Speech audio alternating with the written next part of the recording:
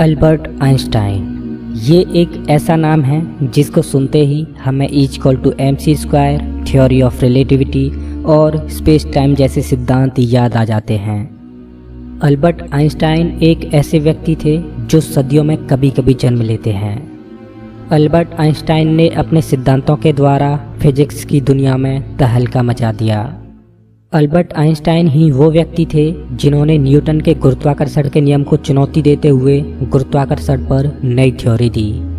अक्सर वैज्ञानिक पहले एक्सपेरिमेंट करते हैं और एक्सपेरिमेंट के आधार पर जो निष्कर्ष निकलता है उसके आधार पर थ्योरी देते हैं। लेकिन अल्बर्ट आइंस्टाइन एक ऐसे व्यक्ति थे जो अपनी कल्पनाओं में सोचते थे, फिर थ्योरी लिखते और उसके बाद उस थ्योरी के आधार पर एक्सपेरिमेंट को अंजाम देते। इस वीडियो में हम अल्बर्ट आइंस्टाइन के ऐसे ही एक सिद्धांत के बारे में जानेंगे जो आपकी सोच को चुनौती देगा और इस वीडियो के खत्म होने के बाद भी आप अल्बर्ट आइंस्टाइन के इस सिद्धांत में डूबे रहोगे। इस ब्रह्मांड के कण-कण में एक चीज विद्यमान है, वो है गति। ब्रह्मांड में मौजूद कण-कण में गति ब्रह्मांड के जन्म से ही शुरू हो गई, लेकिन पृथ्वी पर मौजूद हम बुद्धिजीवी मनुष्यों ने गति को भौतिक तरीके से करीब 300 साल पहले पहचाना, जब दुनिया ने गति के नियमों को एक नए नाम से पहचाना, सर आइजैक न्यूटन। न्यूटन के गति के नियमों ने इस दुनिया को समझने का एक नया तरीका दिखाया। न्यूटन ने बताया कि कोई भी वस्तु स्थिर या गति की अवस्था में तब तक रह सकती है जब तक उस वस्तु पर कोई बाहरी बल ना लगाया जाए। किसी भी वस्तु पर लगाया गया बल उसकी गति को बढ़ा भी सकता है और घटा भी सकता है। लोगों ने गति को तो समझा, लेकिन अब एक समस्या सामने आई कि इस गति का निर्धारण कैसे किया जाए। जैसे मान लो कि आप रेलवे प्लेटफॉर्म पर बैठे हो और आपका एक मित्र एक ट्रेन में बैठा है और वो ट्रेन 60 किलोमीटर प्रति घंटे की रफ्तार से आपके सामने से गुजरती है। जैसे ही ट्रेन आपके सामने से गुजरी तो आपने नोटिस किया कि आपका मित्र भी उस ट्रेन के साथ 60 किलोमीटर प्रति घंटे की रफ्तार से जा रहा है। ठीक उसी समय ट्रेन में बैठा आपका दोस्त नोटिस करता है कि ट्रेन में अन्य लोग भी बैठे हैं और वो स्थिर हैं, मतलब ट्रेन में मौजूद सभी व्यक्तियों की गति 0 है। यही वो समस्या थी कि ट्रेन की गति का मान किसके अनुमान पर निर्धारित किया जाए, ट्रेन में बैठे व्यक्ति के अनुमान पर या प्लेटफॉर्म पर मौजूद व्यक्ति के अनुमान पर। जवाब था कि दोनों अपनी अपनी जगह सही हैं। किसी भी वस्तु की गति का मान इस बात पर निर्भर करता है कि उसका अनुमान स्थिर होकर लगाया जा रहा है या गतिशील होकर। इसका निष्कर्ष ये था कि गति निरपेक्ष नहीं बल्कि सापेक्ष है। अगर आसान भाषा में कहें तो गति का निर्धारण इस बात पर निर्भर करता है कि वो किसके सापेक्ष है।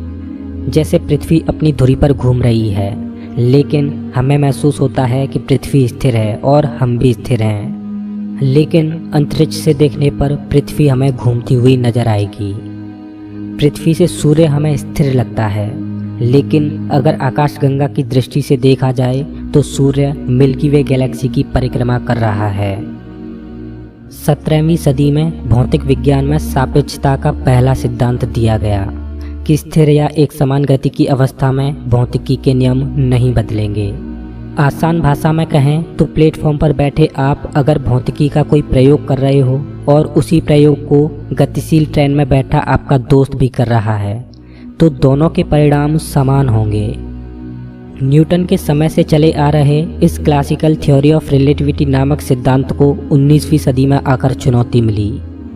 जब मैक्सवेल नामक वैज्ञानिक के सिद्धांतों पर प्रयोग किया गया तो पाया कि ब्रह्मांड में एक ऐसी भी गति मौजूद है जो किसी के सापेक्ष नहीं बल्कि निरपेक्ष है और उसका मान स्थिर है।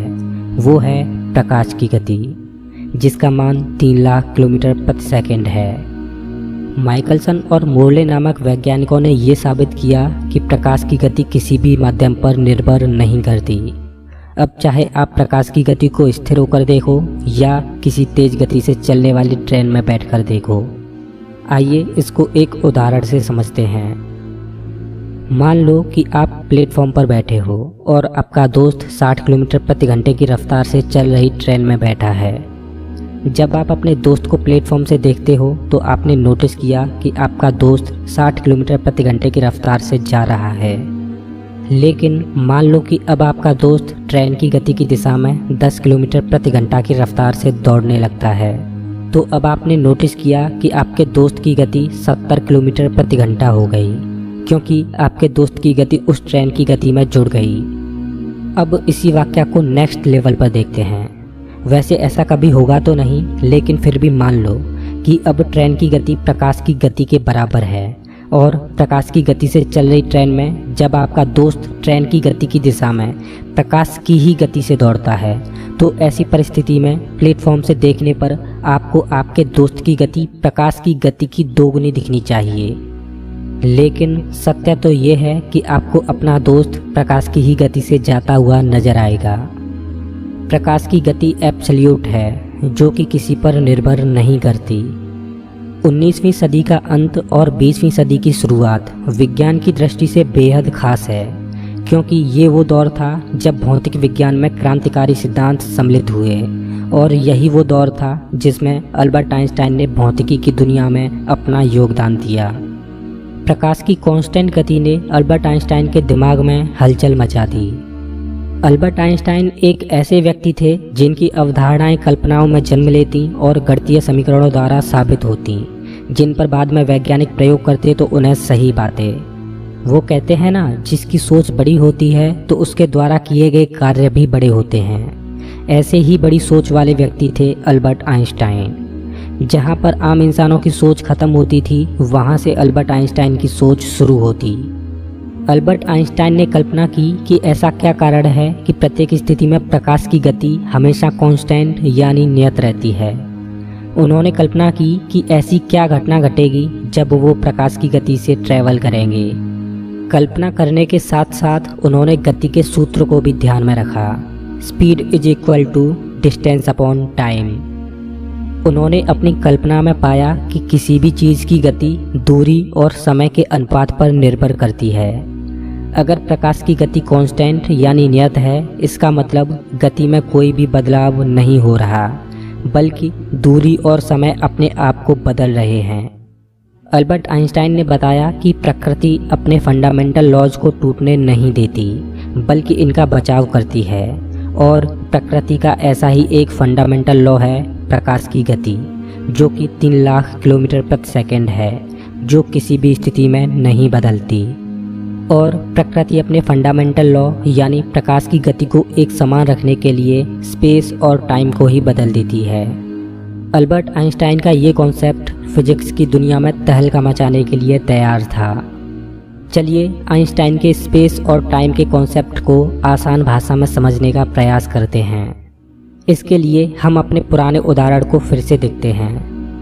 मान लो कि आपका दोस्त जो प्रकाश की गति से चलने वाली ट्रेन में बैठा है, उसके पास एक घड़ी है, और आप प्लेटफॉर्म पर बैठे हो और आपके पास भी एक घड़ी है। जब आपका दोस्त ट्रेन में बैठा, उस समय आपकी घड़ी का समय और आपके दोस्त की घड़ी का समय एक समान है।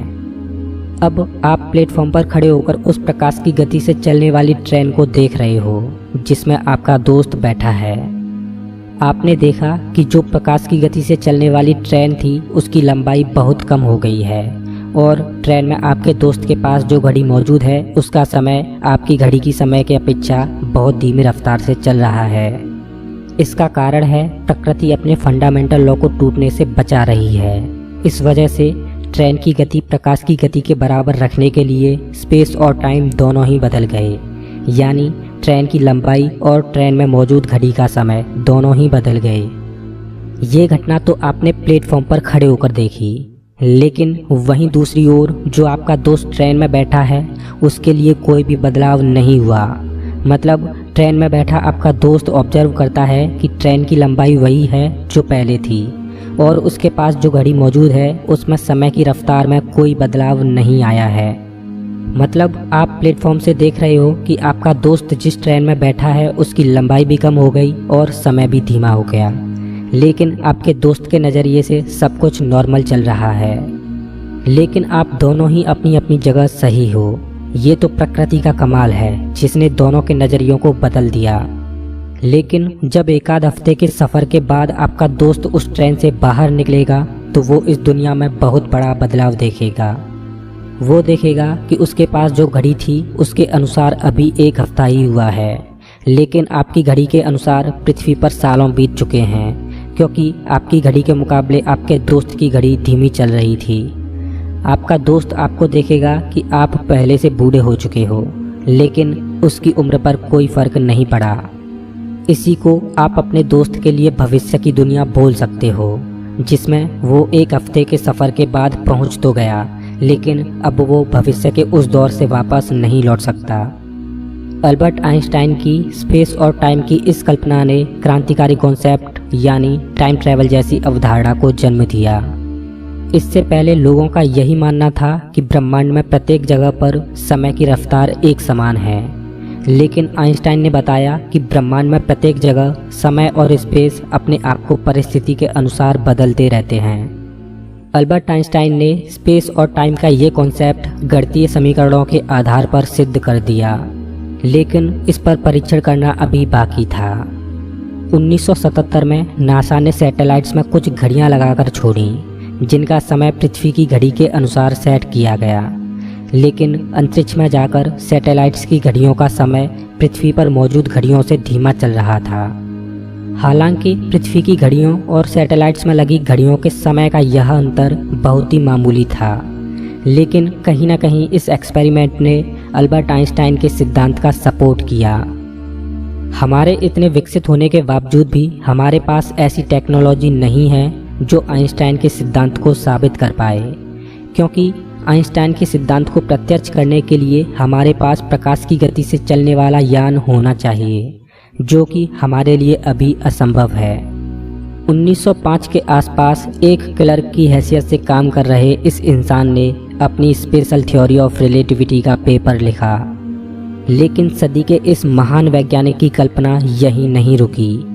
यही वो दौर था जब आइंस्टाइन ने अपनी थ्योरी ऑफ रिलेटिविटी को आगे बढ़ाते हुए एक समीकरण दिया जो हमेशा के लिए उनके नाम से जुड़ गया। जी हाँ, आप सही समझे, E = mc²। इसका मतलब है किसी भी वस्तु के मास यानी द्रव्यमान को ऊर्जा में बदला जा सकता है और ऊर्जा को मास यानी द्रव्यमान में बदला जा सकता है। अल्बर्ट आइंस्टाइन ने बताया कि मास भी समय की तरह रिलेटिव है, मतलब किसी भी वस्तु की गति बढ़ाने पर उसका मास भी बढ़ेगा, वो भी वस्तु के आकार में बिना बदलाव के। आइंस्टाइन के इस समीकरण E = mc² के आधार पर वैज्ञानिकों ने आगे चलकर परमाणु बम का निर्माण किया। वर्ल्ड वॉर 2 के दौरान परमाणु बम का जब पहली बार उपयोग हुआ तो हिरोशिमा और नागासाकी जैसे बड़े शहरों का मानव अस्तित्व ही खत्म हो गया। उस समय अल्बर्ट आइंस्टाइन को अपने समीकरण E = mc² के प्रतिपादित करने पर बड़ा दुख हुआ और उन्हें लगा कि इस समीकरण का ऐसा घातक हथियार बनाकर दुरुपयोग हुआ है। स्पेस और टाइम एब्सोल्यूट नहीं है, आइंस्टाइन ने ये साबित किया, लेकिन उनके दिमाग में अभी भी खलबली मची हुई थी कि स्पेस और टाइम एक्सेलरेटेड फ्रेम में किस तरह से बर्ताव करेंगे। जैसा कि मैंने पहले ही कहा था कि जिनकी सोच बड़ी होती है उनके कारनामे भी बड़े ही होते हैं। अल्बर्ट आइंस्टाइन के दिमाग में मची खलबली ने अब सर आइजक न्यूटन पर निशाना साधा। दोस्तों, न्यूटन को आइंस्टाइन ने कैसे गलत साबित किया, इसको हम थ्योरी ऑफ रिलेटिविटी के अगले एपिसोड में जानेंगे।